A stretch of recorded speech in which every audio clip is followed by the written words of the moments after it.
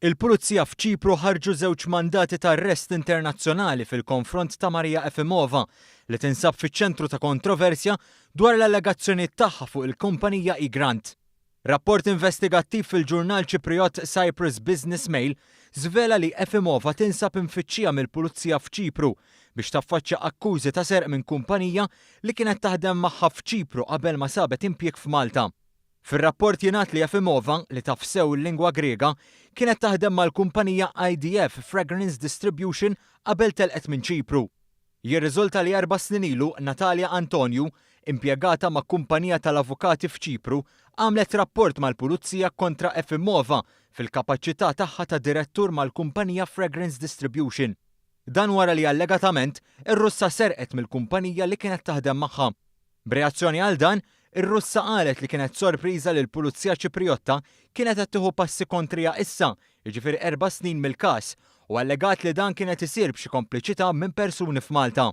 Madankollu Antonio qalet li r-rapport kontra r-Russa sar 4 snin ilu fuq istruzzjonijiet ta' sit il-kumpanija u li wassal għal ħruġ ta' mandat ta' arrest Ewropew. Bil-kundizzjoni tal-anonimità, kelliema l-Pulizija Ċipriotta ikkonferma li Efimova tpoġġiet fuq il-lista tal-persuni mfittxija wara li nħareġ mandat ta' arrest nazzjonali u aktar tard mandat ta' arrest Ewropew. Is-sors żied jgħid li r-rapport dwar ir-Russa sar 4 snin ilu, iżda l-Pulizija Ċipriotta ħadu aktar minn 3 snin biex ilestu l-investigazzjonijiet tagħhom u jassiguraw il-ħruġ ta' mandat ta' arrest fil-konfront ta' Efimova u żewġha. Dan ma kienx l-uniku każ kriminali fil-konfront tar-Russa. Huwa magħruf li r-Russa kienet tkeċċiet mill-Bank Pilatus wara li allegatament inqabdet tibbukja b'tajjel għall-familja tagħha fil-Greċja u fil-Ġermanja mill-karta tal-kreditu tal-bank stess.